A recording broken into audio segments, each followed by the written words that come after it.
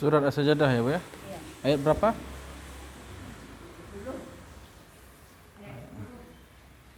Ayat 10.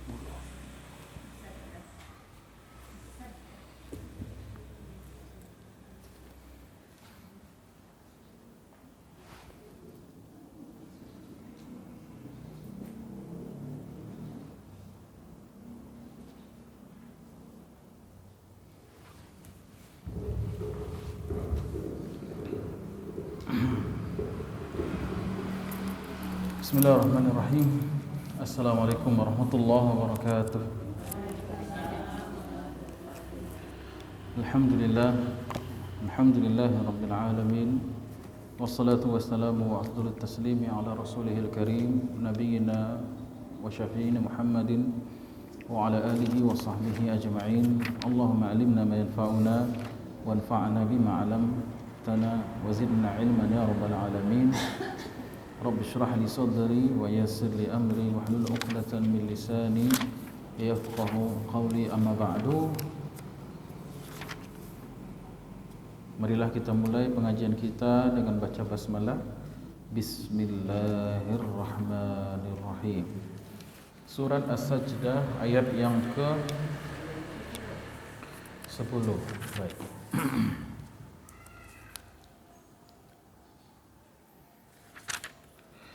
وقالوا أإذا ضللنا في الأرض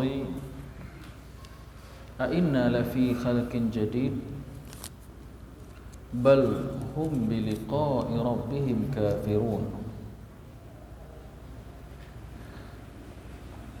Dan mereka orang-orang kafir berkata, apakah idza dhalalna, kalau kami sudah terkubur dan hilang di muka bumi jasad kami, fil ardi, apakah inna kami lafi khalqin jadid, benar-benar hidup lagi sebagai ciptaan yang baru. Maksudnya apakah akan dibangkitkan pada hari kiamat sementara kami sudah daging tulang dimakan tanah. Dan ini ucapan orang kafir, bukan sekedar pertanyaan lugu.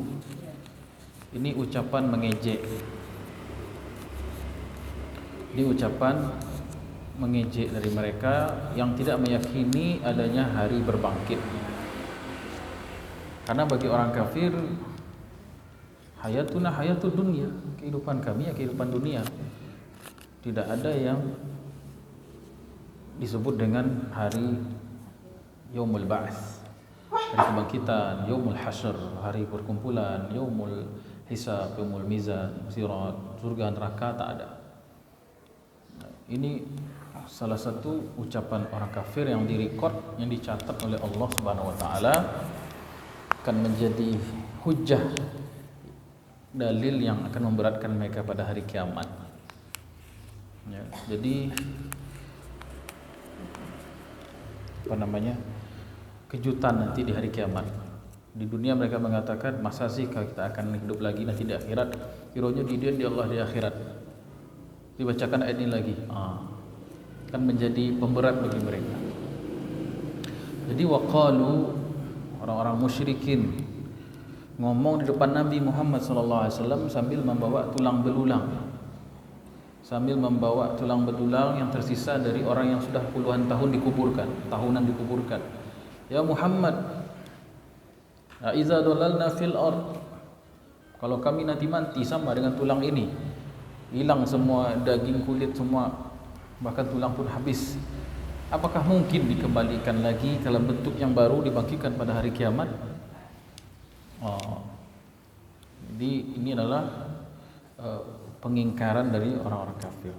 Jadi kalau begitu pun, kalau ada orang yang dia muslim, KTP-nya Islam, tetapi dia tidak percaya dengan hari akhir, dia berarti membatalkan Islamnya.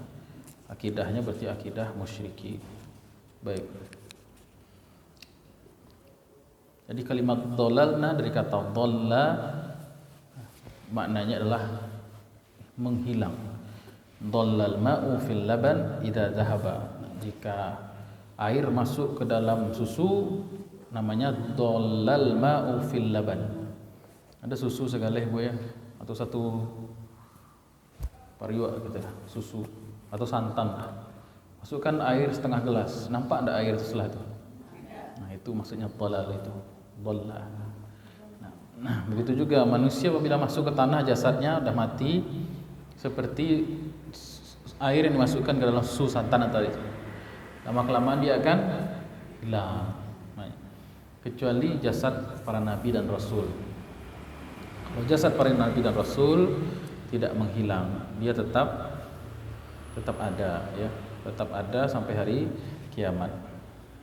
Itu pengkhususan bagi para rasul. Sekarang Maaf. Bentar Bu ya. Allahu Akbar. Jadi kita lanjut. Kata Allah SWT, hakikat dari pengingkaran mereka itu sebenarnya adalah balhum. Jadi kalau ada kalimat bal, ya, itu Allah SWT biasanya ingin mengungkapkan hakikat mereka.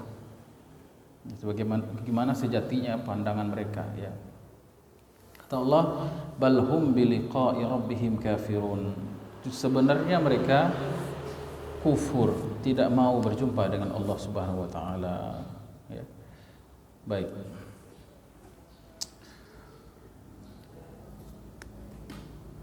Liqa artinya berjumpa.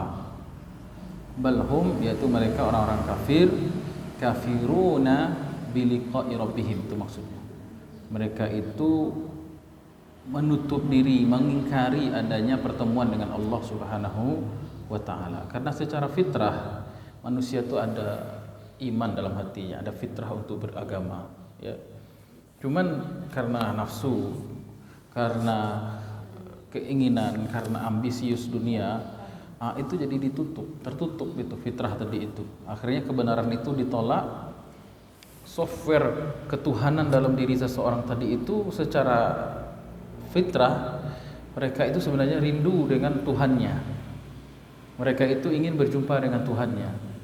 Tapi karena fitrah itu sudah tertutup dengan kerak-kerak dosa, maka secara fitrah sebenarnya akhirnya mengubah kerinduan itu menjadi ketakutan.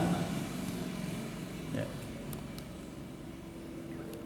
Sekali lagi ya Bu ya, dalam Quran dikatakan bahwasanya wa aqim wajhaka lidini hanifa fitratallah allati fataran nasa 'alaiha.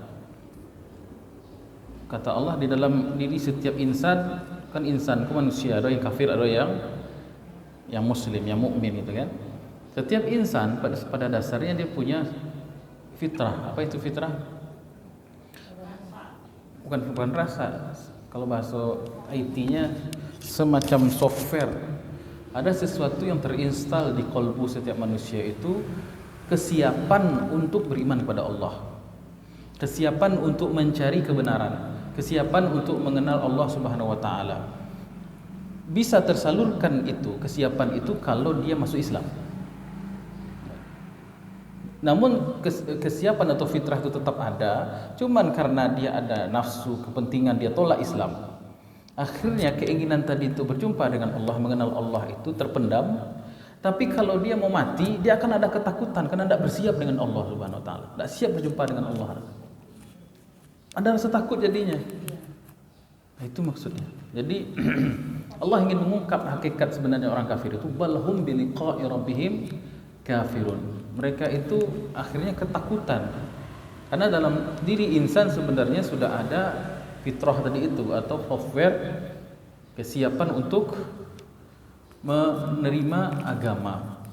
Cuman karena kalau pakai agama itu tidak ada untung, waduh gitu kadang-kadang. Kalau wak lori-lori maka itu wak aja. Tidak bisa ngicuh. Akhirnya agama ditolak. Enak pada awalnya, kayak seperti nikmat gitu, dosa dan maksiat kesalahan itu, tapi pas mau meninggal pasti cemas dia itu. Kenapa? Karena dia menyelewengkan amanat fitrah tadi itu. Jadi dan kesadaran yang demikian setiap orang berbeda-beda. Ada orang-orang yang di usia dini kesadaran fitrahnya itu sudah kuat. Tahu ibu, Nabi Yahya itu beragama di umur berapa? Nabi Yahya itu dah soleh di umur 4 tahun. Allah Ta'ala mengatakan, ya Yahya khuzil kitaba biquwwah wa atainahul hukma sabiyya. Nabi Ibrahim itu mencari Tuhan umur berapa? 7 tahun. Nabi Musa lah rajin ibadah umur berapa? 12 tahun. Bahkan sebelum 12 tahun. Ada orang-orang yang fitrahnya itu, keinginan beragama itu, kesalehannya itu sangat dini sekali sudah muncul. Tapi ada orang yang lah talambe bana. Ada yang di usia 40, ada yang masih mending tuh. Ada yang di usia 50, lumayan juga lah. Ada yang di usia 60, hampir ya. Syukur jole. Tapi ada yang mau sakaratul maut baru tapi kiane enggak. Kalau sakaratul maut kata Nabi syarat taubat diterima itu 2. Selama nafas belum sampai tenggorokan, selama matahari belum terbit dari sebelah barat. Udah 2 tuh. Kalau matahari terbit sebelah barat masih hidup kok, enggak terima taubatnya. Atau matahari masih terbit sebelah timur tapi nafas ruh sudah sampai di tenggorokan, tidak terima lagi. Fir'aun itu tobatnya ketika mau tenggelam kan, mau tenggelam nggak diterima lagi. Kalau sudah sampai di sini tak diterima lagi. Baik, baik, pembahasan kita surah Sajadah ayat 10 ya. Baik. Jadi kata Allah, hakikat orang kafir itu balhum biliqa'i rabbil kafirun, maksudnya hum kafiruna biliqa'i rabbih. Mereka itu tidak mau, takut berjumpa dengan Allah Subhanahu wa taala. Kenapa? Fitrahnya mereka selewengkan. Baik. Secara fitrah manusia, apapun sukunya, apapun jabatan orang tuanya, apapun agamanya, agama keluarganya, secara fitrah manusia itu sebenarnya siap untuk menerima tauhid, siap untuk menerima Islam. Makanya dari itu jangan heran Bu, ya, di kalahan nafsu itu sebenarnya ya, jangan heran kalau ada mantan pendeta masuk Islam, karena memang sudah ada fitrah dalam dirinya. Ada mantan pastor atau mantan pemuka agama lain masuk Islam. Ada orang yang dari keluarga yang non Islam tapi kok bisa anaknya masuk Islam, karena memang setiap insan ada fitrah untuk beragama Islam.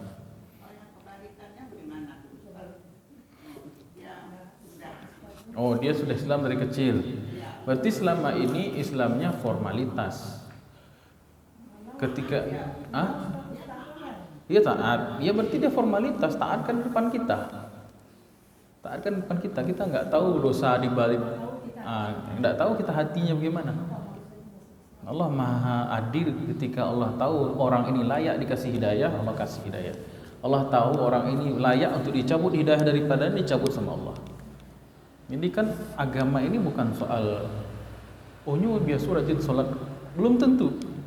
Kalau dia mengabaikan niatnya, hatinya, tujuannya, maka bisa jadi Allah cabut hidayahnya. Ya, maka orang yang kembali atau orang yang masuk Islam sebenarnya bukan pindah agama, tetapi kembali kepada fitrah. Jadi bukan convert to Islam, masuk Islam, tapi adalah revert, kembali kepada Islam. Baik, kita lanjut ayatnya. Jadi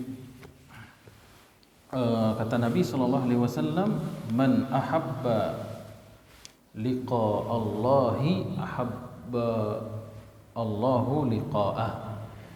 Siapa yang senang berjumpa dengan Allah, berjumpa dengan Allah, liqa'i rabbih, maka Allah pun senang berjumpa dengannya. Wa man kariha liqa'a Allahi karihallahu liqa'ah. Siapa yang tidak suka atau membenci berjumpa dengan Allah, Allah pun benci berjumpa dengan dia. Ya, baik. Kemudian Ibunda Aisyah bertanya, ya Rasulullah, bukankah setiap kita benci dengan mati?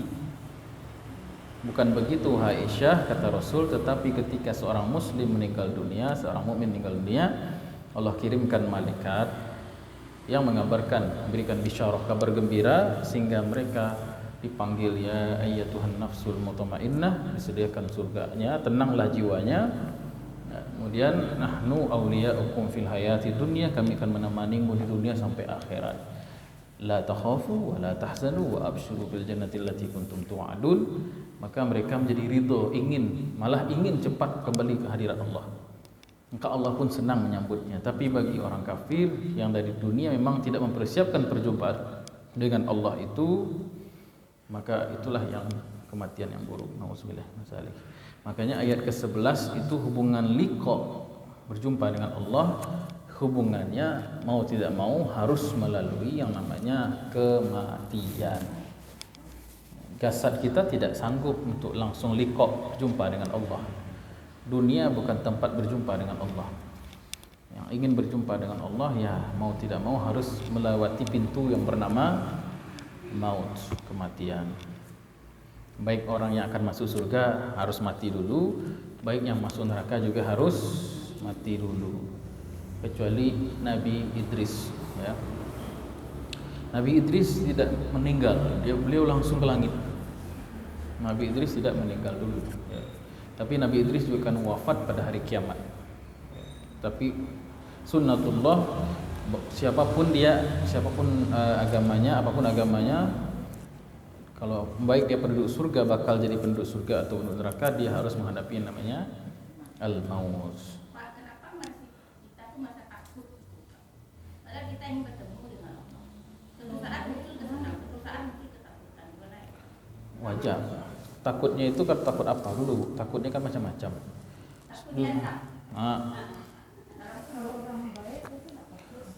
Kalau kan tadi Ibunda Aisyah sudah mengatakan, bukankah kita semua tidak menyukai takut mati Rasulullah? Ibunda Aisyah faham bahwasanya memang ada rasa ketakutan menghadapi kematian, wajar. Ya, wajar. Karena kita banyak salah, kita banyak kekurangan dalam ibadah dan lain sebagainya, maka wajar. Tapi itu kata Nabi menjelaskan, bukan begitu maksudnya wahai Aisyah, ketika seorang mukmin di dunianya takut kok, dan takut menghadap Allah itu wajar, dan itu justru bagus. Kalau anda takut sama sekali sama kematian, tak takut sama Allah tuh jangan gitu. Istilahnya menganggap remeh perintah Allah, menganggap remeh Allah Subhanahu wa taala. Tapi kata Nabi apa? Benar, setiap orang takut wahai Aisyah menghadapi kematian, tapi orang mukmin ketika dia sakaratul maut didatangkan malaikat. Itulah maksud firman Allah, innal ladzina qalu rabbunallah tsumma istaqamu tatanazzalu alaihimul malaikatu alla takhafu wa la tahzanu. Akan didatangkan malaikat-malaikat yang memberikan support. Jangan takut, jangan cameh, jangan sedih. Bergembiralah, kami akan mendukungmu di dunia dan di akhirat nanti. Nah, jadi takut itu akan dihilangkan ketika sakratul maut. Itu maksudnya. Kalau di dunia takut wajar, Bu. Ya, mau ustadz, mau siapapun, bahkan mereka takut akan kematian. Tetapi takut yang tidak berlebihan. Ada orang takut, Ibu, takutnya berlebihan sampai kemana-mana tidak mau. Kenapa enggak mau keluar rumah? Takut tanta auto mati. Yang namanya mati, tempat tidur pun bisa mati. Berlebihan, takutnya berlebihan. Ya. Tidak mau beraktivitas di luar, alasannya takut mati. Itu namanya gangguan mental, ya, anxiety disorder. Baik. Kita lanjutkan surat As-Sajdah ayat 11. Qul yatawaffakum. Maka ayat 11 setelah berbicara tentang ketakutan orang kafir akan perjumpaan dengan Allah, ya sama kayak gitu ibaratnya, Bu. Kita kan punya alamat kampung masing-masing ya, Bu ya. Ambo kampung di Koto Gadang, di Tinggi. Kampung apa di Canduang, Tinggi. Kita sendiri masing-masing kita ibu-ibu punya kampung masing-masing kan. Kalau kita pernah memiliki kasus di kampung itu, ya kita punya banyak utang sama tetangga yang ada di kampung, ya jadi buronan orang-orang kampung, Pak merantau ke Jawa, mau ndak kita pulang? Takut kita pulang, kenapa? Kesalahan banyak, dosa banyak, utang pula. Akhirnya berat untuk pulang itu. Berat kaki melangkah mau ke kampung. Nah begitu juga ketika seorang, asalnya kan kita dari Allah, innalillah, kita ini milik berasal dari Allah. Wa inna ilaihi, dan kita akan kembali kepada Allah. Kalau nya balik tanpa persiapan dan banyak kesalahan, tentu wajar dia merasa ketakutan. Makanya di dunia inilah kita selesaikan itu. Sebab-sebab ketakutan itu apa? Sebab-sebab ketakutan dosa. Kalau Allah bertobat sama Allah taubatan nasuha, apa yang ditakutkan lagi? Insyaallah diampuni oleh Allah Subhanahu wa taala. Hubungan dengan Allah diperbaiki, hubungan dengan manusia diperbaiki. Ya, kemudian ibadah ditingkatkan, majelis taklim dihadiri, ilmu agama dikaji. Boleh. Ya, kadang-kadang kita kan masih pas-pas Pak diterima mana amal kita. Wajar. Kalau takut tidak diterima, cemas, wajar. Justru itu bagus. Ya, kalau kita terlalu pede, malah itu merusak. Berarti iman itu dipertanyakan. Nah, saya ini potongan-potongan ahli surga sudah nih. Ya, gitu. Cilai lampu bu, timbul kesombongan. Tengok saya bu, ini ahli surga yang berjalan di muka bumi ini. Gitu. Timbul kepedean, kesombongan tingkat tinggi. Kenapa? Karena terlalu pede dan tidak ada rasa takut kepada Allah. Justru iman itu berada di dua keseimbangan. Justru iman yang sempurna itu ada di dua keseimbangan, rasa takut dan harap kepada Allah. Rasa takut dan harap kepada Allah. Kalau harap saja yang tinggi, tidak ada rasa takut pada Allah, mengentengkan, sombong. Tapi kalau takut saja yang tinggi, harapnya tidak ada, bisa bunuh diri dia, stres. Jadi diseimbangkan antara al-khaufu wa raja, antara takut dan harapan. Baik. Kita lanjut. Makanya perjumpaan dengan Allah mau tak mau jalurnya adalah maut, kematian. Makanya ayat 11 itu, ayat 11 dari surah Sajadah ini mengatakan, "Qul, sampaikanlah wahai Muhammad kepada mereka." Mereka ini siapa? Kum di sini antum. Yang mengatakan tadi aiza dhalalna fil ard, yang berkata-kata di ayat 10 ya. Katakan kepada orang-orang kafir itu. Namun bukan berarti ayat ini untuk orang kafir saja, justru untuk kita lebih pertama harus dipahami. Baik, apa kata Allah? Qul yatawaffakum. Yatawaffa artinya mewafatkan. Ya. Makna asalnya ya, mewafatkan itu mencukupkan. Innama yuwaffa, dan Allah mencukupkan. Ya. Jadi orang yang mati itu orang yang sudah cukup. Orang yang mati itu orang yang sudah cukup. Cukup apanya? Jatahnya lebih. Rezekinya sudah habis. Ya, kalau kini masih hidup karena masih ada jatah. Maka orang hidup ada rezeki kan begitu. Kalau orang hidup berarti dia masih ada rezeki. Kalau orang itu mati berarti rezekinya sudah habis.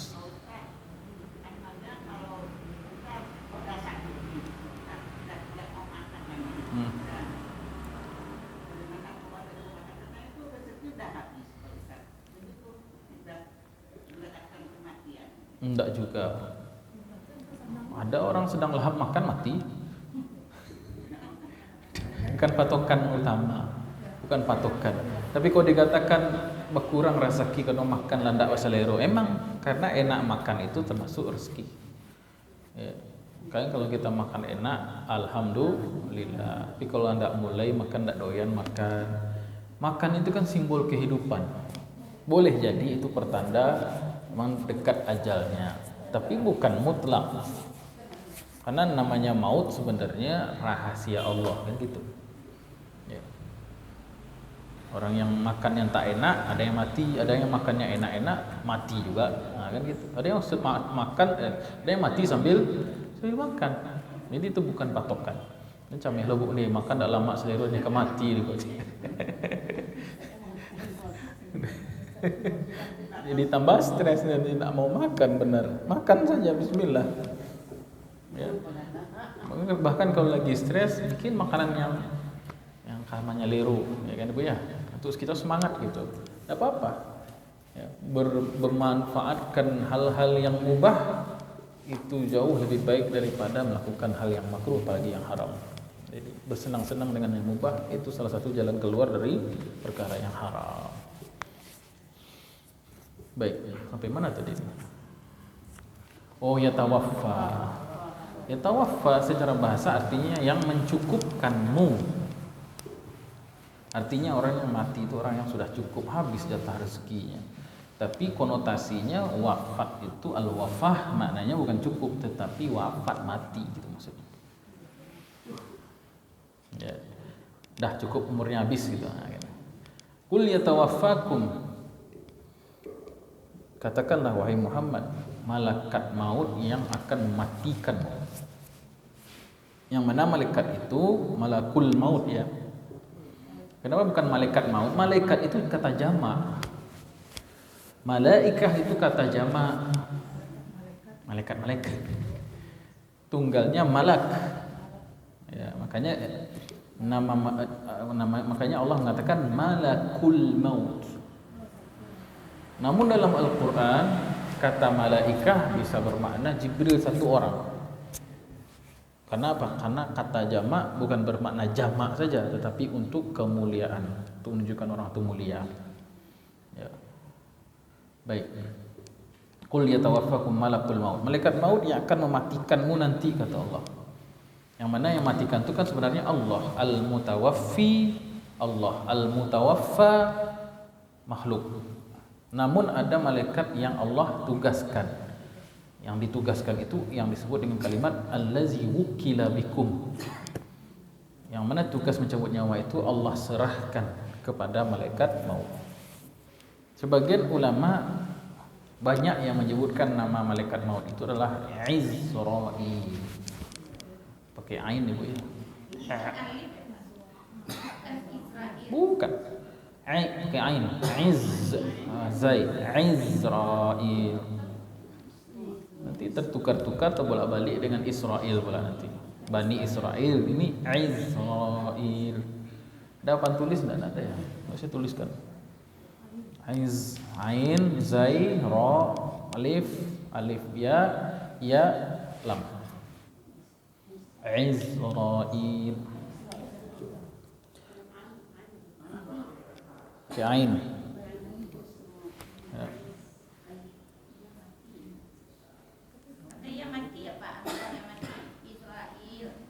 Iya. Izrail.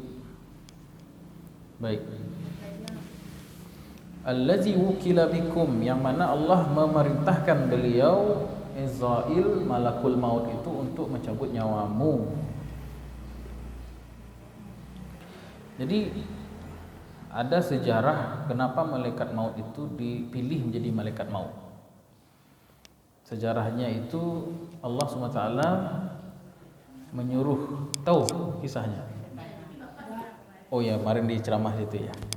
Nanti enggak usah saya ulang lah ya. Oh dia belum, itu kan ibu cerita bu. Baik.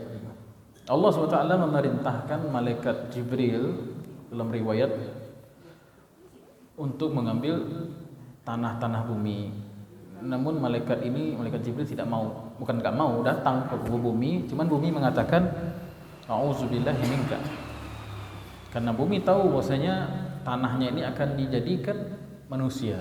Manusia nanti akan ditebarkan di bumi. Mereka membuat banyak dosa dan kerusakan, merusak bumi itu kan rajin. Makanya bumi mengatakan ketika malaikat pertama ini mengambil tanahnya, malaikat mengatakan a'udzubillahi minka, aku berlindung pada Allah darimu. Enggak mau maksudnya.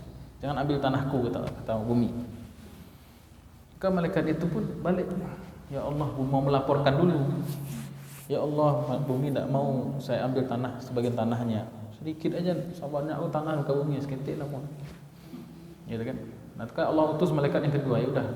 Malaikat yang kedua. Ada yang mengatakan malaikat Mikail, ya Mikail. Kemudian datang lagi, sama, bumi juga enggak mau. A'udzubillahi minka. Balik lagi malaikat Mikail, akhirnya diutus malaikat ketiga. Malaikat ketiga itu mau ngambil, kata bumi, a'udzubillahi minka, sama. Aku berlindung kepada Allah darimu, enggak mau, enggak sudi. Kemudian dibalas oleh malaikat ini mengatakan a'udzubillahi an ukhalifa amrahu. Saya berlindung kepada Allah dari menyelisihi perintahnya. Tetap diambil tanah itu walaupun bumi tidak ridho, tidak mau. Kemudian menghadap kepada Allah, tahu enggak malaikat itu siapa? Itulah malakul maut. Ya Bu, silakan. Kemudian Allah SWT berfirman atau memerintahkan, sejak ini sebagaimana engkau yang bisa mengambil tanah, engkau juga yang memisahkan tanah dari ruh. Maksudnya akan mencabut nyawa makhluk. Ya. Baik. Kemudian ketika Allah Subhanahu wa taala, mana ini? Ketika Allah memerintahkan malaikat maut untuk mencabut nyawa makhluk, malaikat maut berkata, apa kata malaikat maut? Wa ruya anna malakal mauti lama wakkalahu Allah taala biqabdil arwahi qala, dia berkata, Rabbi ja'altani udkaru bisu'in wa yashtumuni bin banu Adam. Ya Allah, anak Adam mencelaku. Ya Allah, anak-anak manusia atau orang manusia mencelaku, menuduhku, membenciku. Kenapa aku memisahkan orang-orang yang saling menyayangi dan mencintai? Karena aku cabut nyawanya. Jadi kalau tak tuduh hasil malaikat maut ini jahat karena mencabut nyawa orang yang saling mencintai, menyayangi. Maka Allah Ta'ala berfirman, faqala Allah Ta'ala, inni aj'alu lil mauti ilalan wa asbaba. Maka aku putuskan sejak ini, aku jadikan kematian itu ada penyakit dan sebabnya. Ya. Minal amradi, ada banyak penyakit, wal asqami, ada banyak bala bencana.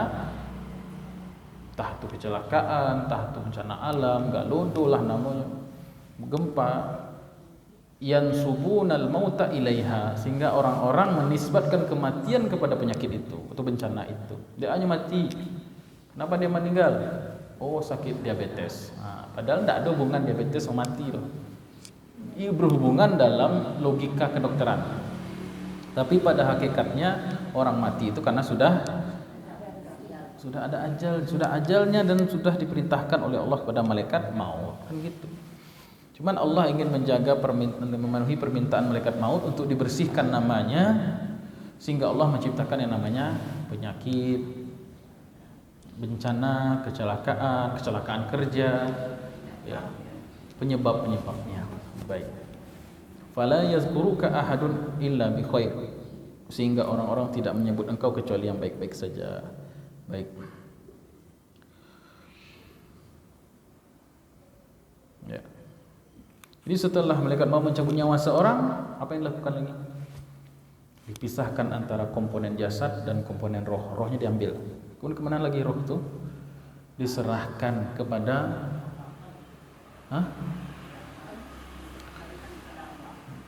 belum. Diserahkan kepada salah satu dari dua malaikat, malaikat rahmat atau malaikat azab.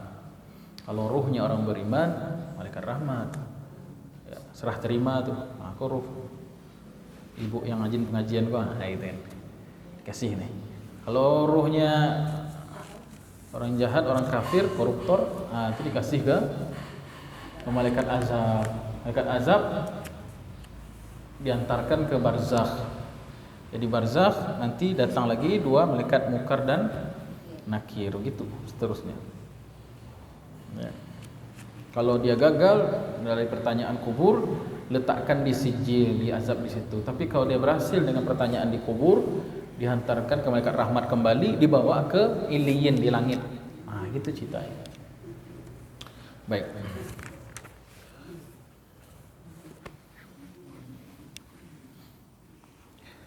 Lanjutan.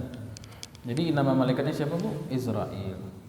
Dan malaikat Israil tidak hanya mencabut nyawa manusia, tapi juga mencabut nyawa seluruh makhluk. Disebutkan dalam hadis ya, annal bahaima kullaha yatawaffallahu bi arwahiha duna malakil maut ka'annahu yu'limu hayataha dzakarahu. Ada pendapat memang yang mengatakan malaikat maut hanya mencabut nyawa manusia.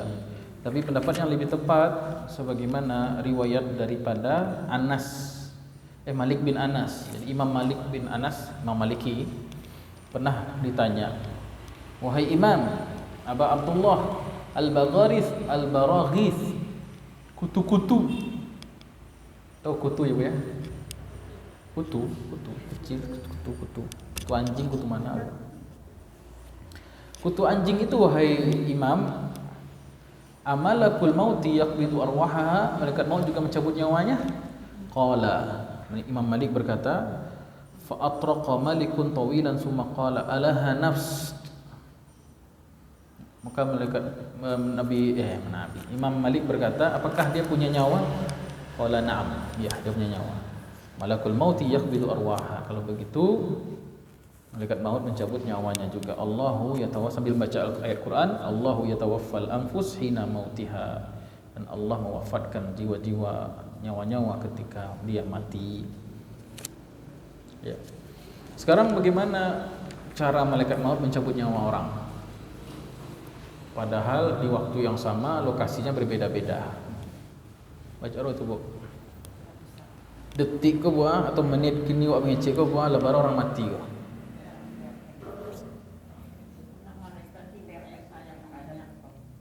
Itu. Apa? Dah, malaikat maut itu tak banyak ada bercia. Sekali lagi ya, jangan salah paham. Malaikat maut itu cuma satu. Malaikat Mikail satu, Jibril satu. Malaikat Israfil cuma satu. Yang banyak itu malaikat yang mengelilingi tawaf. Malaikat yang keliling itu banyak. Tapi kalau malaikat rahmat banyak.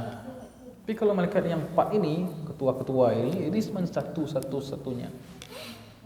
Nah, makanya lahir pertanyaan tadi itu, muncul pertanyaan, baca rohnya malaikat yang cuma satu mencabut nyawa banyak orang di tempat yang berbeda-beda.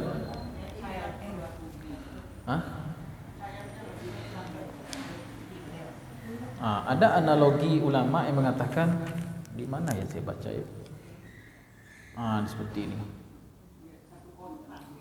Diriwayatkan dari Imam Mujahid. Imam Mujahid mengatakan, waktu ahli tafsir tabi'in ya, ana dunya baina yaday malaikal maut. Malaikat maut itu kalau melihat dunia seperti di genggamannya seperti ini. Seperti piring ya, qatasti baina yadil insan ya'khudhu min haitsu sya'. Seperti manusia yang di hadapannya ada piring gadang, gitu kan. Di situ ada dagingnya, randang, ada nasinya, ada kuahnya, ada ikannya, ada ayamnya, gitu kan. Nampak semuanya, tinggal set. Ya.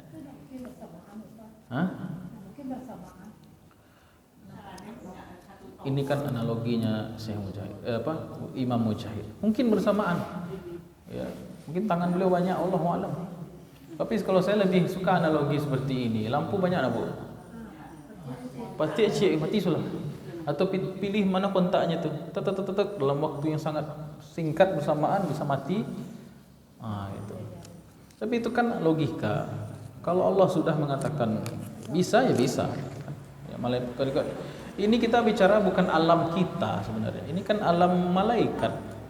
Pakai sistematika dunia manusia tentu tidak sama sebenarnya. Cara kerja dunia dengan cara kerja malaikat, cara kerja insan manusia dengan cara kerja malaikat tentu berbeda. Ya. Jangankan cara kerja manusia dengan malaikat dibandingkan, Bu ya. Kerja suami bapak dengan cara ibu-ibu sebeda. Bapak tu bisa cik sih kerjanya, Bu. Tak iya nak, Bu.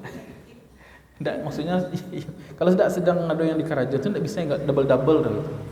Kalau motor saya dulu. Kalau mau cuci iko saya dulu. Kalau keraja A saya dulu. Tapi kalau ibu-ibu seolah bisa masak iko semua. Itu namanya multitasking. Ya. multitasking. Kalau laki-laki itu kelemahannya, matanya ini fokusnya cuma satu. Tak bisa gabung dengan yang lain. Tapi kalau tak tahu saya, Bu. Pertama saya tak perempuan, kedua sebelum tua. Tak tahu saya, mungkin gitu, Bu ya. Ya, mungkin. Ya, tenaga lagi. Ya. Faktor U ya, Bu ya. Baik. Kemudian diriwayatkan wa anna al-malakatul maut yatawa arwaha jami'il khalaiq hatta al-murghus wal ba'udah. Diriwayatkan bahwasanya malaikat maut juga mencabut nyawa kutu sampai nyamuk pun gitu. Ya. Diriwayatkan dari Ja'far bin Muhammad, ini sudah pernah saya sampaikan di Sahara. Hadis ini panjang. Nazara Rasulullah SAW, pada suatu saat Nabi melihat sahabat dari kalangan Ansar, di sebelahnya ada malaikat maut berdiri. Nazara Rasulullah SAW ila malakil mauti inda ra'si rajulin minal ansar, bukan di sebelahnya, di kepalanya. Jadi Nabi dan Rasul punya keistimewaan bisa melihat malaikat maut. Kalau awak tidak bisa. Tapi kalau Nabi dan Rasul, semua Nabi dan Rasul bukan hanya bisa melihat, akrab dengan malaikat maut. Ya. Nabi Idris tuh dekat banget sama malaikat maut. Makanya Nabi Idris bisa mengatakan, wahai Israel, saya bisa enggak saya mati kembali kepada Allah tapi tidak meninggal dunia. Nabi Sulaiman dekat dengan, seluruh Nabi dan Rasul tuh dekat berteman baik dengan malaikat maut. Nabi Adam tuh sering banget dikunjungi oleh malaikat maut. Ya. Sehingga Nabi Adam itu ketika malaikat maut datang, wahai malaikat maut, kau mau datang kunjungan atau mencabut nyawamu? Enggak, kunjungan biasa aja Adam. Oh. Nanti datang lagi, kalau saya gitu udah tinduk gitu pasti tuh. Kalau kita ya, ini bertamu biasa atau dalam rangka mencabut nyawa saya ini? Nah, kali ini mencabut nyawa engkau wahai Adam. Itu. Kalau awak, ya. Terus Nabi Adam bertanya, loh kok sekarang cabut nyawanya? Bukankah nyawa saya masih ada 40 tahun lagi? Dulu kau pernah bernazar wahai Adam. Dulu ketika Allah menciptakanmu, lalu Allah melihat dari tulang rusukmu keluar dari sebelah kanannya keturunan-keturunan kamu. Keturunan Nabi Adam itu diperlihatkan oleh Allah seolah-olah keluar dari tulang punggungnya sebelah kanan. Nabi Adam tersenyum, itu keturunannya masuk surga. Di antara yang keluar itu ada yang bercahaya, banyak yang bercahaya, tapi ada cahayanya yang berbeda, yang lebih terang dari yang lain. Nah, itu nabi-nabi dan rasul di antara mereka. Ada cahayanya yang bagus. Ini siapa? Keturunanku ini. Itu Daud namanya. Keturunanmu nanti namanya Daud, rajanya Bani Israel. Berapa umurnya? Kata Nabi Adam kepada Allah SWT. Sekian. Pendek sekali nyawa cucuku ini. Gitu. Ya Allah, kasihlah umurku 40 tahun kalau tidak salah, atau 100 tahun saya lupa, kepada Daud alaihissalam. Tapi kemudian diberikan nomor itu, tapi kemudian Nabi Adam lupa. Makanya Nabi Adam disebut manusia karena lupa.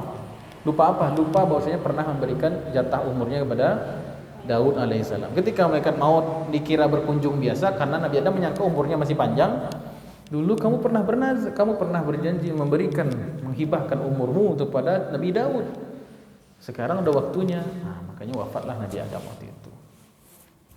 Nah, makanya Nabi Adam disebut manusia karena lupa. Ya. Baik, ini wajar Ibu ya, kalau udah tua tuh lupa tuh wajar. Nabi Adam juga begitu kan. Udah tua lupa. Ya, lupa. Sejarah kayak gitu.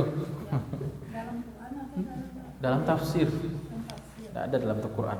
Adanya dalam tafsir. Pastinya saya tidak tahu, ribuan tahun lah, 1000-an gitu kayaknya. Nabi Adam itu waktu meninggal masih menyaksikan 9 generasinya atau 10 generasi. Cucu yang ke-9 masih calia. Nah, kalau awak cicit saja lah payah namanya. Jarang gitu orang mencelik cicit ya. Anak dari cucu itu jarang. Nabi Muhammad dilihatkan juga keturunan Nabi Adam, Pak. Pasti iya, cuman di riwayat itu cuman disebutkan Nabi Daud. Pasti yang paling bercahaya itu Nabi Muhammad SAW. Tapi kan Nabi Daud, dia punya masing-masing tuh punya cahaya yang berbeda-beda, kilat yang berkilat-kilat yang berbeda-beda. Ya, Nabi Daud tuh memang berbeda, memang cahayanya berbeda. Setiap Nabi punya cahaya yang berbeda. Ya, moga kita termasuk cahaya juga ya Bu ya. Amin ya rabbal alamin. Ya, diriwayatkan bahwasanya Nabi SAW suatu ketika duduk bersama para sahabatnya melihat malaikat maut di kepala seorang laki-laki Ansor. Itu sahabat Nabi dari kalangan penduduk Madinah ya. Faqala lahu an-nabi sallallahu alaihi wasallam, maka Nabi berkata kepada malaikat maut, "Urfuq bi sahibiyya fa innahu mu'min." Lemah lembutlah engkau kepada sahabatku ini wahai malaikat maut dalam mencabut nyawanya, sesungguhnya dia ini orang yang beriman. Jadi ciri-ciri orang yang mau meninggal itu apa? Malaikat maut sudah dekat, sering mengiringi langkahnya. Ya. Tapi wan tak tahu dah ya. Dan tidak ada yang tahu kecuali Nabi Muhammad, nabi-nabi dan rasul. Jangan tanyalah ke ustaz, landu malaikat maut sampai yang bolon. Nah, tahu. Karena ada juga dia bilang saya tahu, dukun dia berarti itu. Atau tukang sihir atau ngarang apa? Iya. Iya, kalau orang hatinya bersih biasanya dikasih tanda, dikasih firasat, ya, firasat. Dan itu biasanya benar. Ittaqu firasatal mu'min. Waspadailah olehmu firasatnya orang beriman, sesungguhnya dia melihat dengan cahaya Allah. Innahu yara yanzuru binurillah. Baik. Kata malaikat maut, jadi Nabi SAW peduli dengan sahabatnya. Jangan kasar kepada sahabatku ini, bukan karena dia sahabat Nabi saja, karena dia beriman kepada Allah. Kita walaupun bukan sahabat Nabi, tapi kalau beriman, malaikat maut juga akan lembut mencabut nyawa kita, insya-Allah. Faqala malakul maut, maka berkata malaikat Israel, ya Muhammad, tib nafsan wa qarra aina. Tenangkanlah dirimu dan senangkanlah dirimu. Maksudnya adalah santai saja, senang saja, jangan khawatir. Fa inni bikulli mu'min rafiq, sesungguhnya aku sahabat bagi setiap orang beriman.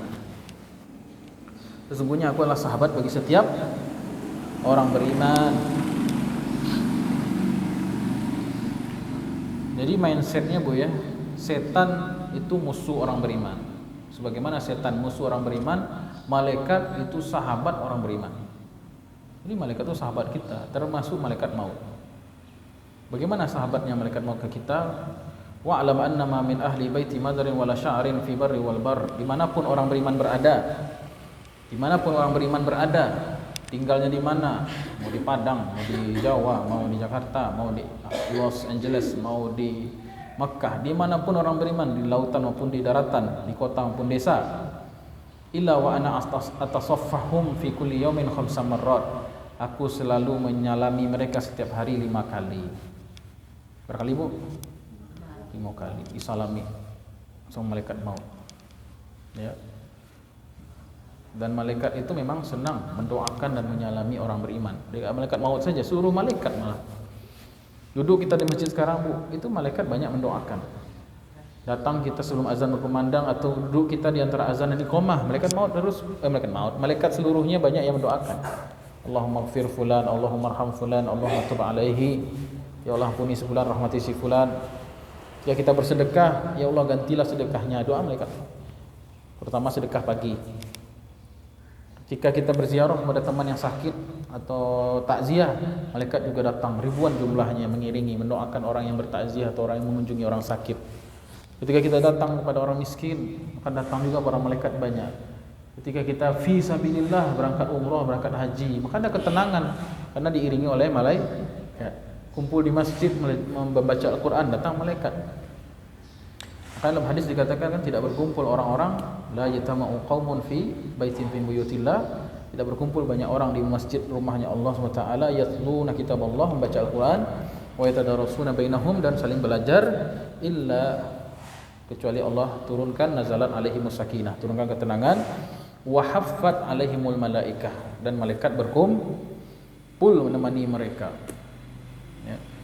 Jadi malaikat itu senang dengan orang yang beramal soleh, beriman dan beramal soleh, mendoakan mereka, bahkan menyalami mereka, termasuk malaikat maut. Adapun persoalan malaikat maut mencabut nyawa, itu memang sudah tugasnya, itu profesional gitu ibaratnya. Tapi kalau sifat dasar malaikat itu senang dengan orang beriman. Halo? Ngantuk jadinya Bu. Baik, rasanya ada yang kurang lancar ya.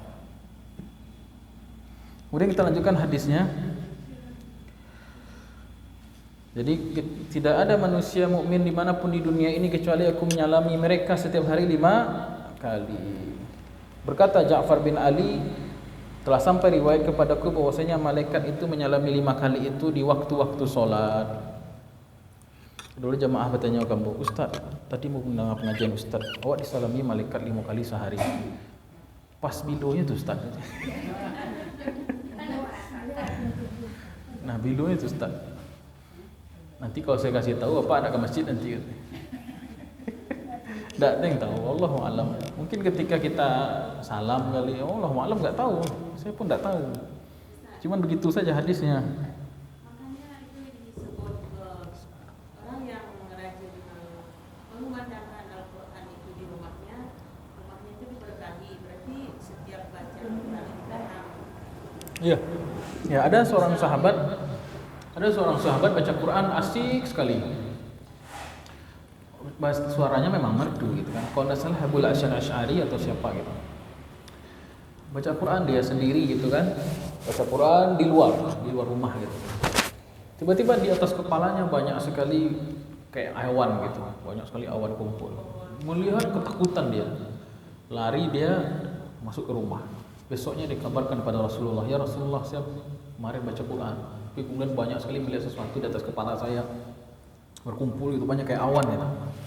Maka Nabi mengatakan itulah malaikat yang berkumpul untuk mendengarkan lantunan baca Quran. Nah, jadi malaikat itu benar-benar kalau bahasa anak kininya ngefans. Senang dengan orang beriman. Kan dulu malaikat mempertanyakan ketika diciptakan manusia, apa kata malaikat? Ataja'alu apa?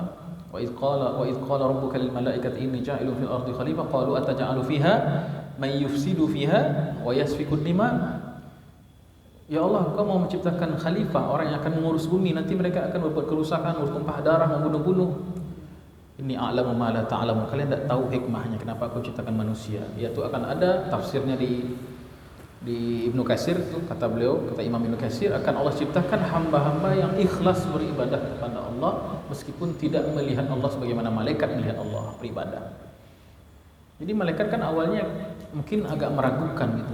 Kok ada makhluk yang bisa beribadah kepada Allah tanpa tahu siapa itu Allah, melihat langsung gitu.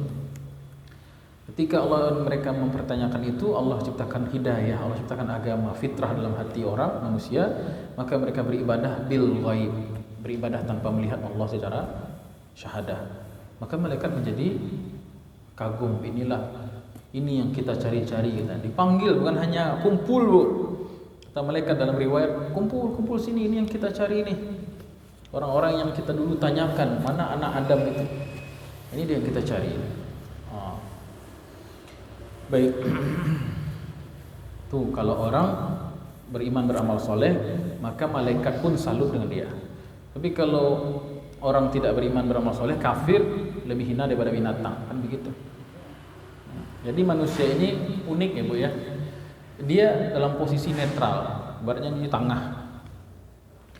Ya, dia bisa menjadi sangat hina, summa radadanahu asfala safilin. Kami jatuhkan jadi lebih buruk dari binatang ternak kalau dia hanya memperturutkan hawa nafsu, tidak mengikuti agama. Tapi kalau dia ikuti agama, wa rafa'na laka dzikrak, Allah angkat derajatnya. Ya. Bahkan dipuji oleh kalangan malaikat. Kalau tidak begitu akan dihinakan lebih daripada binatang. Lahum qulubun lahum a'yunun la yubsiruna biha, mereka punya mata tapi tidak bisa melihat. Lahum azanun, punya telinga tapi bisa mendengar kebenaran. Walahum qulubun la yafqahuna biha ulaika kal an'am bal hum adall. Mereka punya otak tapi tidak bisa menerima kebenaran. Mereka seperti binatang ternak, bal hum adall, lebih sesat lagi. Baik. Lanjut. Banyak yang nonton ini live. Jadi lengkap sudah pengajiannya langsung dan online. Tidak ada alasan tidak mengaji. Ini TikTok, ini YouTube nanti. Rekam lagi di YouTube. Ya. Amal jariah namanya. Saya ngaji di mana kemarin? Kota. Sampai akhir. Oh iya. Ya. Saya ada komen situ. Oh, Ibu yang komen. Oh. Karena putus. Ini Sampai akhir. Iya. Ya. Berarti sinyal tuh.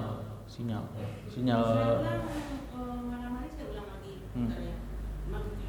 Masih. Berarti Berarti baterainya ini low bat atau sinyal ininya kuotanya mulai habis. Allahu a'lam. Nah, itulah kelemahannya kalau online. Sekarang kita online atau offline lebih baik ya. Baik. Sampai mana tadi? Illa ana wa ana. Bahkan saya menyalami orang-orang beriman itu setiap hari 5 kali. Bahkan hatta la ana a'rafu bi saghirihim wa kabirihim minhum bi anfusihim. Bahkan aku lebih kenal mereka dibandingkan mereka mengenal kaum kerabatnya. Jadi kalau awak kenal sanak awak terbatas ya Bu ya. Bahkan kalau lama enggak pulang kampung enggak kenal itu. Aku kok menakan lah gadang saya kan kayak gitu. Anak lah gadang, cucu lah gadang saya gitu. Malaikat maut lebih kenal dengan kita dan keluarga kita dibandingkan kita kenal dengan keluarga kita sendiri. Ya wajarlah 5 kali salaman. Mohon maaf ibu sama ibu berapa kali salaman sehari? Malah sekali sepekan. sekali sepekan, ini malaikat 5 kali sehari gitu. Baik. Jadi salam yang penuh dengan kebanggaan gitu. Baik, tapi dengan catatan kalau orang itu melakukan amal soleh. Tapi kalau orang pemaliam tidak ada disalaman malaikat maut. Malah marah malaikat maut. Salah satu cirinya malaikat itu bersama malaikat yang kita bacakan Quran itu salah satunya. Iya. Ya, salah satu ciri orang yang disalami malaikat disebutkan oleh para ulama adalah adanya khusyuk, adanya ketenangan dalam hati kita. Tapi kadang-kadang timbul juga kegundahan itu tidak dari salam itu. Allah alam enggak tahu. Enggak tahu. Ya. Dan ya apakah salamnya ini hakiki atau bentuknya bagaimana wallahu a'lam bishawab. Saya tahu. Ya. Wallahi, kemudian malaikat maut bersumpah, wallahi demi Allah wahai Muhammad, lau anni aradtu an akhbida ruha ba'udatin, seandainya aku pengenlah kali mencabut nyawa satu nyamuk.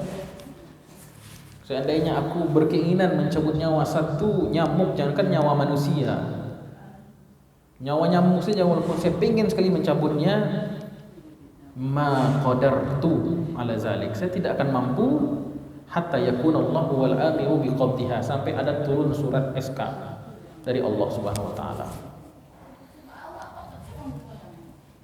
Itu kan berarti sudah atas izin Allah.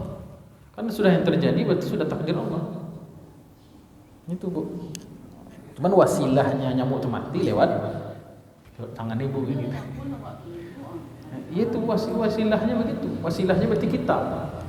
Allah kan menguasai diri kita. Maksudnya begini, malaikat maut menyalami orang 5 kali sehari, melihat orang kafir, melihat koruptor, melihat orang jahat. Betapapun malaikat maut ingin mencabut nyawa orang jahat ini, tak akan bisa kecuali sudah datang izin Allah Subhanahu wa taala. Wa ma kana li nafsin an tamuta illa bi iznillah. Tidak ada satupun nyawa yang melayang kecuali atas izin Allah Subhanahu wa taala. Sekali lagi berarti apa? Dari riwayat hadis ini kita tahu bahwasanya malaikat maut dalam kondisi normal memang bersahabat dengan orang beriman. Soal beliau mencabut nyawa orang beriman itu memang murni melaksanakan tugas profesional aja.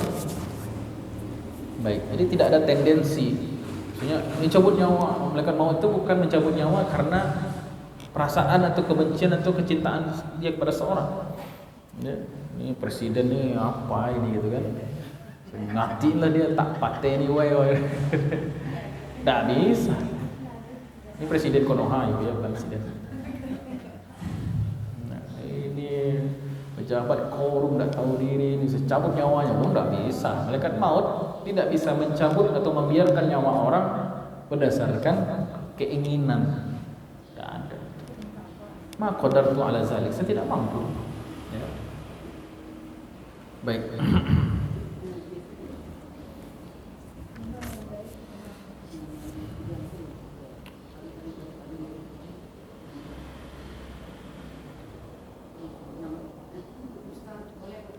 Silakan. Kalau bertanya pakai ini dulu Bu ya. Mohon maaf sebentar, pakai ini dulu. Dekatkan ke ya ini rekam. Maaf ya. Bagaimana caranya Pak Ustadz? Letak di mana? Ustaz dikasih pegang. Terima kasih Pak Ustadz. Terima kasih Pak Ustadz. Assalamualaikum warahmatullahi wabarakatuh. Mohon maaf saya terlambat Pak Ustadz.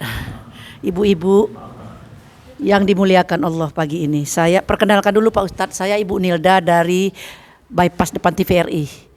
Saya teman Ibu Eli Osmon, teman Ibu Mul, teman Ibu Mul juga. Kami satu. Iya. Begini Pak Ustadz, menarik sekali. Satu kali ini saya baru perdana Bismillah ikut pengajian Pak Ustadz. Ya, Bismillah diajak Muneli. Jadi materi saya mohon maaf ketinggalan ya Pak Ustadz. Sangka saya jam 8 tadi, rupanya setengah 8 ya Neli. Saya salah pendengaran. Jam 8 saya dengar tadi Neli nelpon subuh. Jadi begini Pak Ustadz, saya menarik sekali. Saya memang sangat senang kalau kajian tentang malaikat, manusia, ya makhluk-makhluk ciptaan Allah ini. Manusia unik dan paling sempurna dikasih Allah. Kita dikasih nafsu dan akal. Binatang hanya nafsu aja. Malaikat hanya akal saja. Kita lengkap begitu Pak Ustadz. Jadi yang saya tanyakan, di mata Allah nilai ibadah yang paling tinggi apakah manusia atau malaikat? Sebab manusia ini kan banyak godaannya hidup di dunia, ada nafsu. Sementara malaikat tidak. Mungkin semua malaikat masuk surga. Wajar karena dia tidak ada nafsu, nggak ada godaan. Kalau kita manusia ini sangat berat hidup di dunia, godaan banyak.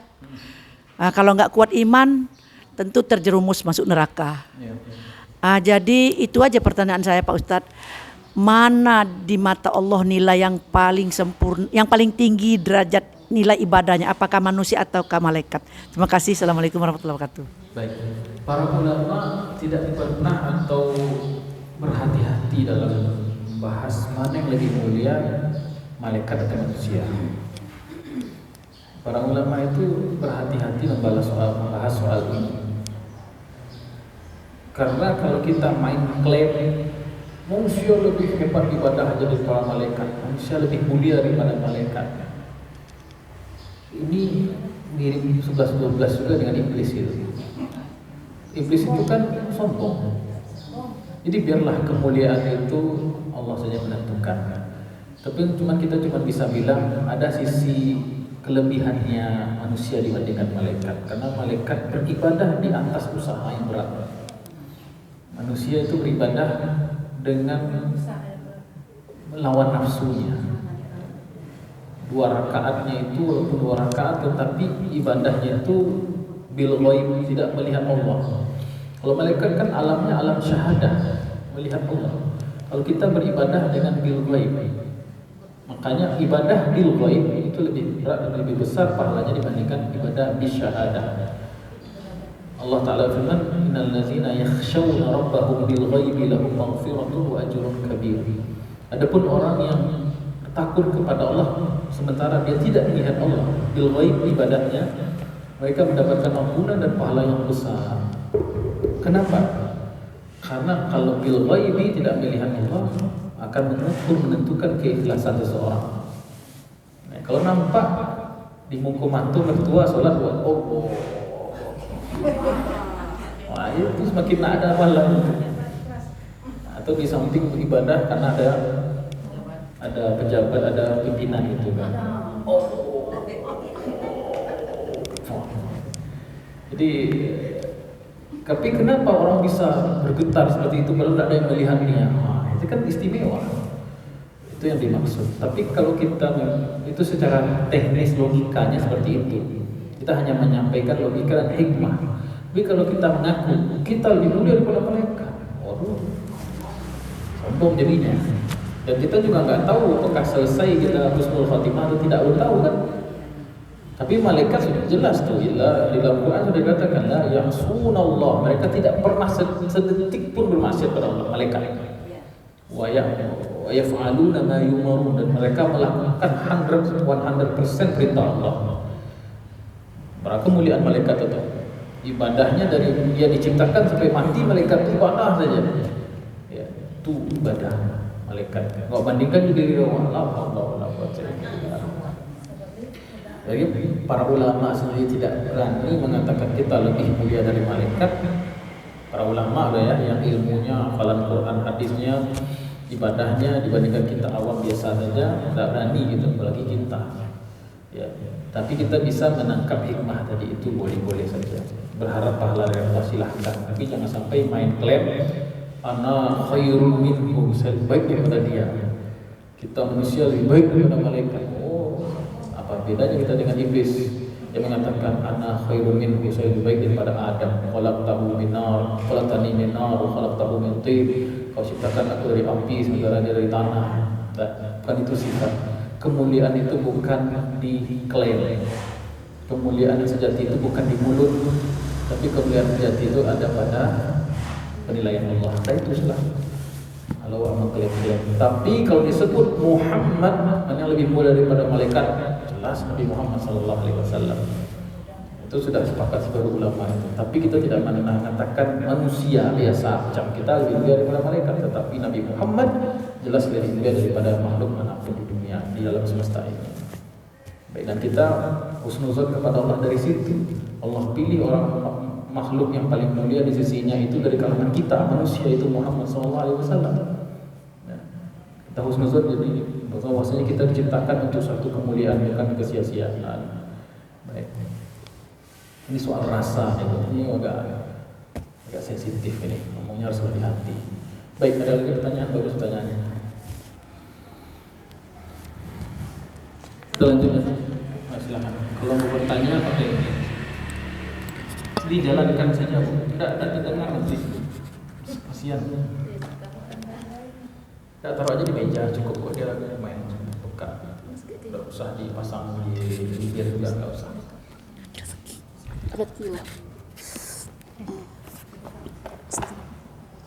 Assalamualaikum warahmatullahi wabarakatuh. Ya, waalaikumsalam. Ingin tanya Ustadz, seperti yang dikatakan tadi, ada kalau orang beriman itu ada mempunyai firasat. Ya. Yang saya tanya, firasat itu firasat orang yang mau meninggal, kita akan meninggal, atau firasat kepada sesuatu? Firasat itu umum, bukan hanya mau meninggal, tapi dalam banyak hal. Nah, itu. Firasat itu kalau kita bisa melihat sekarang dengan jelas, apa wasilahnya? Mata kan? Ya. Tapi kalau matanya sudah kanai itu betul ya, baru nampak kan. Firasat itu pandangan yang bukan dengan ini. Firasat itu pandangan batin, pandangan hati qalbul mukmin. Ya. Kalau jadi firasat itu pandangan, vision, tapi bukan dari mata. Kalau mata ini terbatas. Ya. Kalau mata itu dari nurus syams. Kalau mata ini bisa melihat dari pantulan cahaya matahari, ya kan Bu ya? Atau pantulan cahaya lampu lah, pantulan cahaya dunia gitu. Makanya kita bisa melihat. Kenapa saya bisa melihat ini, Ibu bisa melihat ini dengan jelas? Karena ada cahaya yang masuk ke sini, masuk ke mata kita. Makanya ini bisa terlihat. Kalau firasat bukan dari cahaya matahari, tapi dari cahaya Allah. Dan yang dimasukkan, ditembakkan ke hati. Itu firasat namanya.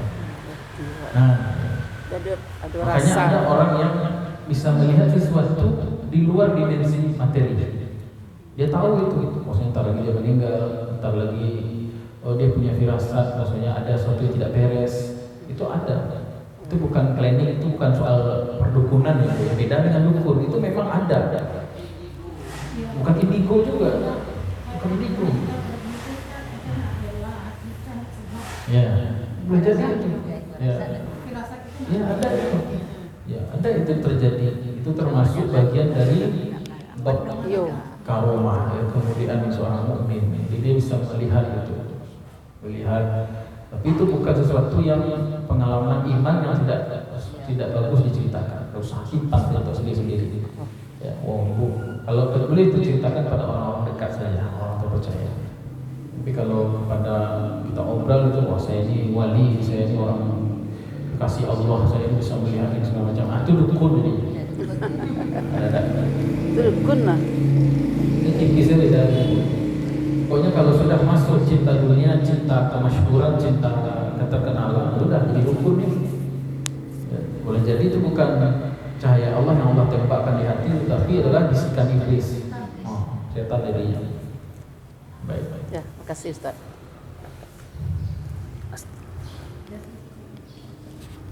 Kita lanjutkan ya. Ayat berapa lagi? Oh, tunggu sebentar. Ayat 11 tadi mengatakan qul yatawaffakum malakul maut alladzi wukila bikum summa ila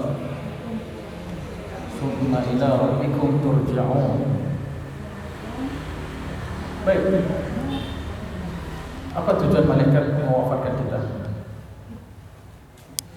Sebutkan di akhir ayat summa ila rabbikum turja'un. Maknanya setelah kamu diwafatkan, kamu akan kembali kepada Allah Subhanahu wa taala.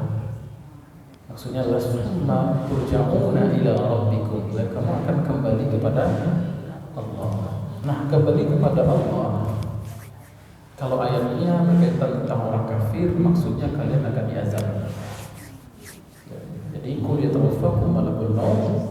Katakanlah malaikat maut yang diwakilkan Allah untuk mengambil nyawa kalian, dan kepada Tuhanlah kamu dikembalikan untuk dibalas dengan azab. Baik.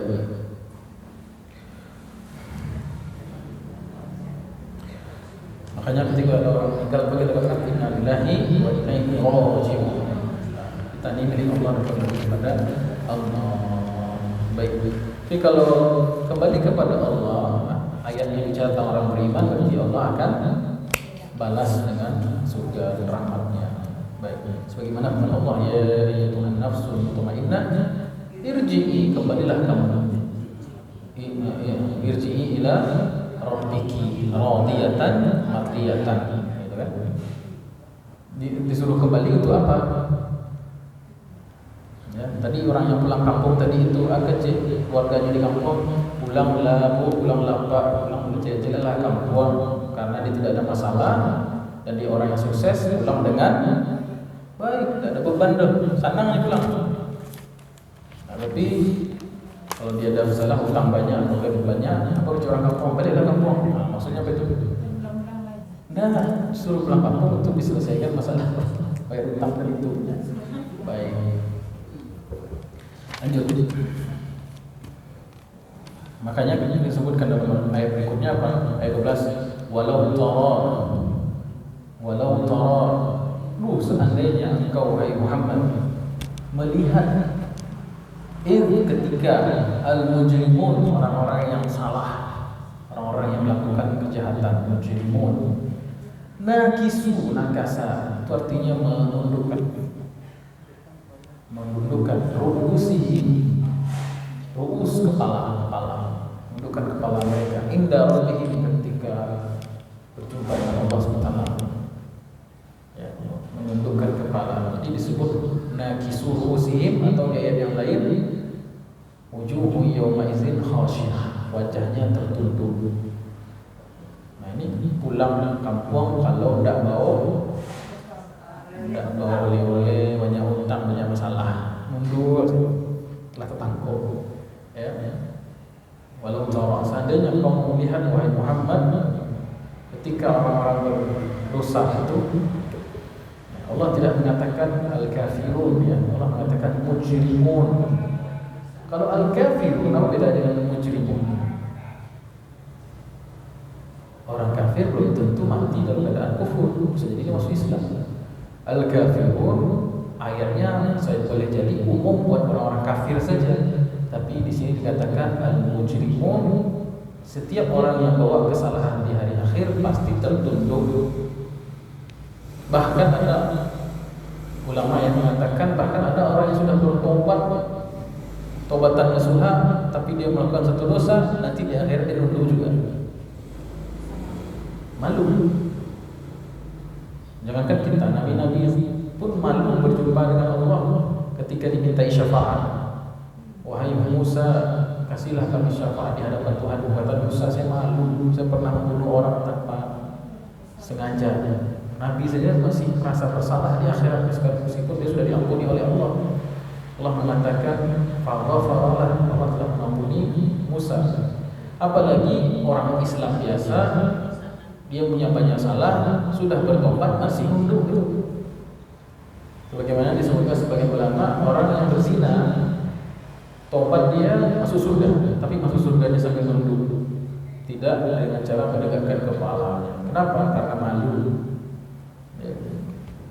Jadi ayat ini bukan untuk orang kafir saja, tapi juga berlaku untuk kita. Walau tara izil mujrimuna nakisu ru'usihim. Bagaimana orang-orang yang berbuat jahat itu bersalah sama dunia itu menundukkan kepalanya inda rabbihim, inda liqa'i rabbihim, ketika berjumpa dengan Allah Subhanahu wa taala. Sejak kapan? Kata Imam Al-Qurtubi, walau tara ya Muhammad mungkiril ba'si yaumil qiyamati la ra'aital ajab. Wahai Muhammad, seandainya engkau menyaksikan wajah-wajah mereka yang mengingkari hari kebangkitan itu pada hari kiamat, engkau akan kaget. Kita tidak tahu ya. Di sini di ayat dikatakan menundukkan wajah-wajah mereka. Tidak seperti yang kita bayangkan. Orang menundukkan wajah bersalah, itu kan tidak seperti itu. Kata Imam Al-Qurtubi, Nabi Muhammad SAW saja, seandainya kamu nanti melihat mereka di hari kiamat, kau akan terheran-heran. Benar-benar ya, benar-benar menyedihkan keadaan mereka yang tidak bisa terbayangkan oleh kita pemandangannya waktu itu. Baik. Langsung disiksa gitu Pak. Oh. Langsung disiksa orang-orang Ya, minimal mereka tersiksa dengan perasaan bersalah mereka yang pertama, dan mereka kan dilihatkan neraka, dilihatkan gitu azab tempatnya. Nah, menunduk di sini kata Imam Abil Abbas ya, ayakun makna ayat ini ialah ya Muhammad qul lil mujrim walau tara idzal mujrimuna nakisu rusihim inda rabbihim lanadimta ala ma kana minhum. Mereka akan menyesali apa yang telah mereka lakukan. Jadi menunduk, menyesal. Terus sebagai pendapat yang lain, Imam Al-Qurtubi mengatakan kenapa mereka menunduk? Pertama, menyesal, wanadam, menyesal. Yang kedua, al-khiz, kehinaan, al-huz, kesedihan, azul, kehinaan. Jadi wal-gham, dan kegundahan. Ini 5 sifat kenapa orang kafir itu menunduk di hari kiamat atau orang berdosa itu, karena 5 sifat terkumpul pada diri mereka. Apa itu? Menyesal, kemudian azab, kemudian sedih, kehinaan, dan kegalauan. Al-huz itu maknanya ke azab ya. Jadi tertunduk karena azab, tertunduk karena menyesal, tertunduk karena sedih, tertunduk karena hina, tertunduk karena gelisah. Jadi 5 sifat ini terkumpul. Minan nadami wal khizi wal huzni wal zulli wal gham. Betul. Nyari ya.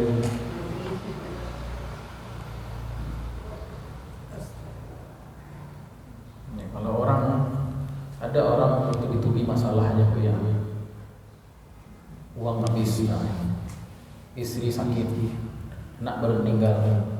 Ya, orang kaya menuntut banyak hal, saudara banyak perangai, utang tak bayar, begitu.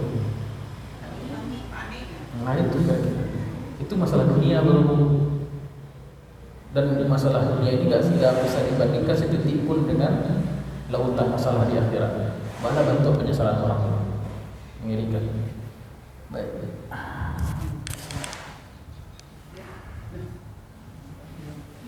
Inda rabbihim maknanya adalah inda muhasabati rabbihim wa jaza'il a'malihim, yaitu ketika dihisab. Ketika mereka dihisab dan ketika Allah mempertanyakan, bukankah aku sudah berikan kamu nikmat?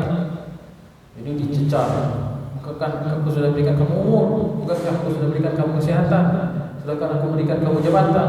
Bukankah sudah aku berikan kamu kecantikan mungkin? Sudah aku berikan kamu kekayaan?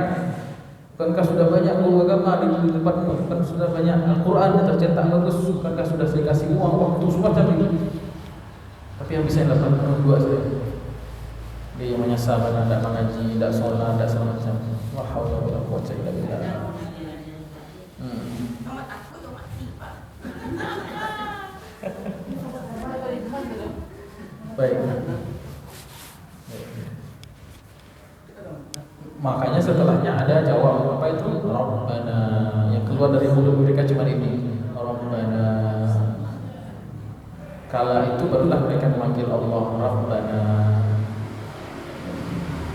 Orang yang di dunia jarang memanggil atau tidak memanggil Allah Rabbana, di akhirat akan berkata juga Rabbana, tapi sudah tidak ada nilainya, gunanya. Tapi kalau kini baca Rabbana banyak-banyak bermanfaat. Ya, Rabbana, wahai Tuhan kami. Rabbana itu sebenarnya ada kata yang terhapus, yaitu ya Rabbana. Ya. Tapi ya itu kan huruf panggilan, ya harfun tidak. Maka yang datang setelahnya itu posisinya mansub, bukan Rabbuna, Rabbana, ya Rabbana. Ya-nya dihapus. Salah satu sebab terhapusnya itu adalah karena tergesa-gesa. Misalnya panggil ibu bernama Siti. Ya Bu Siti, wahai Bu Siti. Kan kalau kita tidak tergesa-gesa, tapi kalau dia tergesa-gesa, Siti, gitu. Iya-nya hilang kan? Tuh, kan ibunya hilang kan? Menunjukkan kita benar-benar butuh dan bersegera kepada Allah. Itu sebenarnya maknanya. Ya. Sebenarnya Rabbana itu kan saya bilang ya Rabbana. Tapi ya-nya dihilangkan, tinggal Rabbananya, menunjukkan kita benar-benar butuh. Begitu bahwa segagih wah gitu doanya itu sungguh-sungguh. Itu maknanya sebenarnya. Dan awal doa yang diajarkan Nabi kebanyakan dimulai dari kata Rabbana. Cuman kita jadi rutinitas saja, tidak ada lagi, rasanya sudah hilang. Ya Allah, ya Rabbana sama. Allahumma sama-sama manggil Rabbi, Rabbana, Allahumma artinya ya Allah sama. Ya Rahman, ya Rahim, ya Malik, ya Qudus. Intinya kita memanggil ya Allah. Jadi mereka memanggil ya Allah Rabbana. Ya. Jadi kalau memanggil seseorang itu berarti tanda baru. Tanda ada keperluan nih. Dulu mereka nggak merasa perlu sama Allah, sekarang baru merasa perlu. Nah, makanya ketika kita berdoa, mulai ya Bu ya, hargai setiap kata-kata doa itu. Jangan ibaratnya doa itu sekedar ritual saja, baca selesai. Bahkan ada yang sekedar hafalan, karena tidak. Tapi kita satu-satu kata dari doa itu maknanya dalam sebenarnya. Kita baca Rabbana artinya kita memanggil Allah karena ada keperluan, ada kebutuhan. Bahkan keperluan kita itu bersegera sehingga kata iya-nya pun dihapus. Jadi Rabbana. Nah, mulut ngomong Rabbana, hati merasa butuh dan ingin segera mendapatkan karunia rahmat Allah yang kita minta. Itu maksudnya. Barulah doa kita itu menjadi khusyuk, kan begitu. Ya Rabb boleh. Ya Rabb. Ya Rabbi, wahai Tuhan. Kalau ya Rabb, ya Rabbu artinya ya wahai Tuhan. Kalau Rabbi sendiri, kalau Rabbana Tuhan kami, atau menunjukkan kerendah hatian Rabbana. Karena kalimat jamak kalau ada yang ngomong bawah ke atas itu maknanya kerendahan dirian. Ya, baik. Apa katanya? Rabbana absarna. Ya Allah, kami telah melihat melihat absarna sidqa wa ilmika. Kami telah melihat realitanya kampung akhirat ini. Dulu kami mengingkarinya. Surga neraka tidak ada, yang hisab tidak ada. Sekarang kami sudah melihat realitanya. Sami'na, kami sudah mendengar. Sudah mendengar. Ada beberapa kemungkinan makna di sini ialah absarna sidqa wa'idika, kebenaran janjimu. Sami'na, kami telah mendengar dulu ketika di dunia seruan para rasul dan dai-Mu. Ya Allah, ya mana ya Allah, untuk dunia kami lah didatangi, lah ditahu, lah dinasihati. Ya. Kemudian farji'na, ya, kembalikanlah kami ila dunia, kembalikan kami ke dunia. Apa keinginan mereka kembali ke dunia? Untuk maling lagi, untuk koruptor lagi, untuk korupsi lagi. Ternyata untuk apa? Na'mal sholihan, maksudnya na'mal amalan sholihan, untuk beramal soleh. Inna muqinun, kini kami benar-benar yakin. Ini yang disebut dengan penyesalan terlambat. Keyakinan amal di akhirat sudah tidak berlaku lagi. Akhirat bukan yaumul amal. Akhirat bukan tempat beramal, tapi menerima balasan amal. Akhirat bukan tempat keyakinan itu dibalas. Keyakinan di akhirat itu keyakinan syahadah, itu nilai-nilai akhirat. Ya, dalam itu putih. Muqinun, orang yang memiliki keyakinan itu berlakunya di dunia. Baik musaddiqun bil ba'ts. Jadi ibaratnya di Quran. Waktu dulu 40 tahun lalu ada uang mata uang itu ya. Mata uang ini nanti dipakai zaman kini, laku enggak kira-kira? Enggak laku. Atau kita pakai uang, kita beli barang di pasar, pakai mata uang zaman Sriwijaya. Mau enggak orang tukar? Enggak mau, enggak laku. Kalau enggak mau baca bang. Nah begitu juga orang yang mengaku beriman di hari akhir, uangnya imannya sudah tidak laku. Nah, mausolihal inna muqinun musaddiqun bil ba'ts. Kami yakin akan adanya hari akhirat. Jadi ini rahmat yang Allah berikan kepada kita. Allah sudah bongkar ya. Allah sudah kemukakan yang paling yang inti yang disesali oleh orang-orang di neraka. Maka kalau kerjakan sekarang kita masih dunia, berarti kita punya hal yang paling berharga yang mereka inginkan. Benar tak Bu? Kalau kita beramal soleh sekarang, berarti kita mendapatkan hal yang paling berharga yang dikenal oleh mereka yang menyesal nanti di akhirat. Berarti kan ayat ini membuat kita apa? Semangat untuk beramal soleh. Ya. Baik, ada pertanyaan di sini.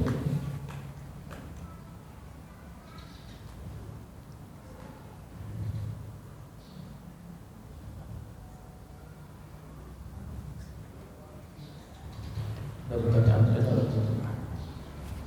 Berapa lama kita menunggu pada masa itu bisa kan di pada masa itu panas.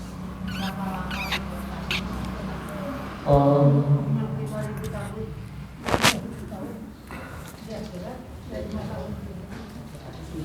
Yaumul qiyamah dari kata qiyamah, dari kata qiyam, berdiri. Jadi menunggu di hari kiamat kepada masyarakat itu dengan cara berdiri. Berapa lama berdirinya berbeda-beda. Bagi orang yang kafir ya ribuan tahun, puluhan ribu tahun. Bagi orang beriman diringankan sejauh sekadar mereka sholat. Jadi kalau orang banyak sholat, makin banyak berdiri, susah berdiri ketika sholat, semakin ringan sebentar berdirinya pada hari kiamat. Itu yang disebutkan oleh Imam Qurtubi dalam tafsirnya ketika menjelaskan ayat-ayat tentang bukan selama berdiri orang sholat. Orang yang di dunia rajin sholat, menanggung beratnya berdiri, susah berdiri, akan ringan ketika di hari bangkitan. Ya. Tapi orang yang tak pernah sholat sekatu sujud pun, itu yang paling sial, paling lama berdirinya dari kiamat. Nauzubillah min dzalik.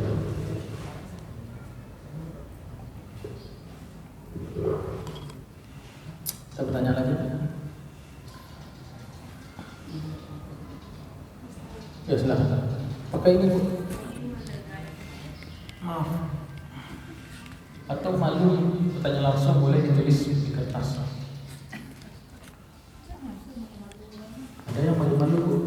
Tidak semua orang berani kayak Ibu. Terima kasih Ustaz. Tadi mendengar dari Ustaz, ada manusia yang orang-orang yang bisa membaca masa yang akan datang itu dilihat kebersihan hatinya. Apakah itu sama dengan orang yang seperti indigo atau seperti yang kita lihat di sosmed itu Hatkumai, dia bisa membaca yang perakiraan yang akan datang itu. Kalau kita manusia orang-orang biasa, eh, kita membaca apa yang terjadi sekarang ini, terus kita umpama, oh kalau seperti ini kamu, nih bisa yang akan datang kamu seperti ini.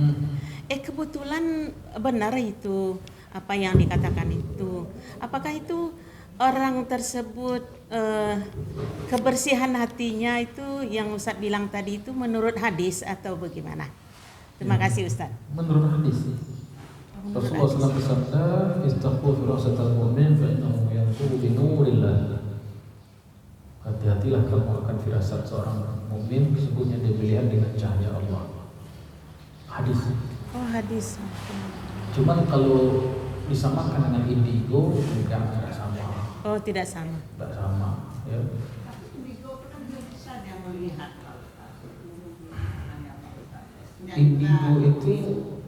Indigo itu tidak ada bahasanya secara spesifik yang pernah saya ketahui. Dan indigo itu bukan orang Islam, ada orang kafir ini. Sedangkan nurullah, cahaya Allah bagi orang mukmin. Kan dikatakan ittaqu firasatal mu'min. Firasat mukmin itu ada yang kafir, maka dia tidak masuk. Jadi pengetahuan tentang gaib itu kalau bagi Nabi disebut dengan mukjizat.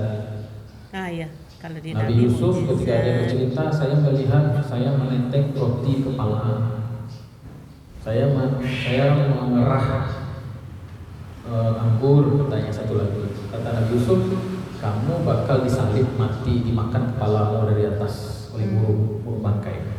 Kamu mengerah anggur, maknanya kamu akan bebas dari sini. Benar terjadi. Itu namanya mukjizat. Berita gaib masa depan yang Allah berikan kepada para nabi dan rasul. Ada yang disebut dengan karamat, bukan nabi bukan rasul, tetapi Allah tembakkan cahaya dalam hatinya, dia tahu masa depan. Tapi ada yang disebut dengan istidraj, perkara-perkara gaib yang didapatkan oleh seseorang dengan perantaraan bukan wahyu Allah atau ilham dari Allah, tetapi dari setan. Allahu a'lam. Jadi kalau dia bukan orang Islam, dia bukan mukmin, dia tidak beribadah, terus dia dapat wangsit gitu kan, khawatirnya itu bisikan setan, bisikan kodamnya, bisikan leluhurnya, bisikan setan leluhurnya, jin leluhurnya. Tapi kalau orang beriman biasanya tidak memanfaatkan pengetahuan itu untuk dijadikan sebagai profesi, atau dibangga-banggakan atau diceritakan. Oh, saya bisa melihat ini, kamu bakal nanti ini macam-macam. Kalau dia sudah ngomong begitu, itu jadi dukun ya. Kalau orang beriman lah gitu. Itu beda sekali Bu antara indigo dan orang-orang yang memiliki firasat, ya, firasat itu. Firasatul mu'min. Baik. Saya kira cukup ya. Ibu-ibu sudah masuk, boleh tas adalah. Kita tutup dengan baca hamdalah. Subhanallahumma rabbana bihamdika asyhadu an la ilaha illa anta astaghfiruka wa atubu ilaik. Banyak maaf. Assalamualaikum warahmatullahi wabarakatuh.